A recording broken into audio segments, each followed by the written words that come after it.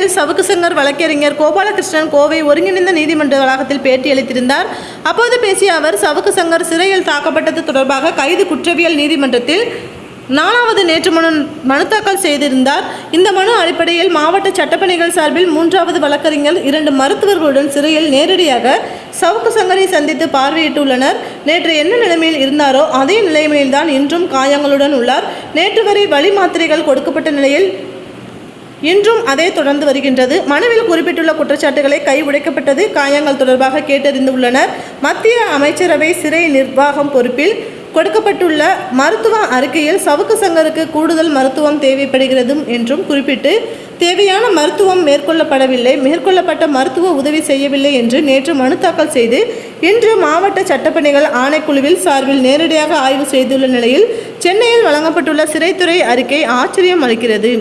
சனிக்கிழமை நீதிபதி முன்னிலையில் கைது குறிப்பாணையில் கையெழுத்திட்ட சவுக்கு சங்கர் இன்று காலை தேனி காவல்துறையினர் கைது குறிப்பாணை கொடுக்கப்பட்டுள்ள நகலில் கைரேகை இட்டுள்ளார் சவுக்கு சங்கர்.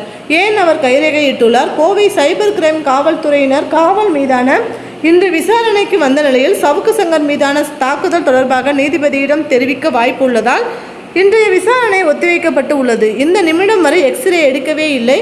சிறையில் நேரடியாக ஆய்வு செய்த சட்டப்பணிகள் ஆணைக்குழுவின் அறிக்கை பெற்று சவுக்கு சங்கருக்கு தனியார் மருத்துவமனையில் சிகிச்சை அளிக்க நாளை கேட்க உள்ளோம். நாங்கள் எக்ஸ்ரே எடுக்க சொல்லிதான் கேட்கிறோம். சவுக்கு சங்கருக்காக மட்டும் இந்த முயற்சி இல்லை. நாள்தோறும் காவலர்களால் மனித உரிமை மீறல்கள், லாக்அப் தாக்கல்கள் நடந்த வண்ணமே உள்ளது. அதை சரி செய்யவே இந்த முயற்சி, தாக்குதல்களை நடந்த வண்ணமே உள்ளது. அதற்கு சரி செய்யவே இந்த முயற்சி போராட்டத்தை எடுத்துள்ளோம். மாநில மற்றும் தேசிய மனித உரிமை ஆணையத்திற்கும் செல்வோம். ஆனால் முதலில் மருத்துவ உதவி அவசியம். 2 நாட்கள் போராடிய ஒரு எக்ஸ்ரே கூட எடுக்க முடியவில்லை எனவும் கூறியுள்ளார்.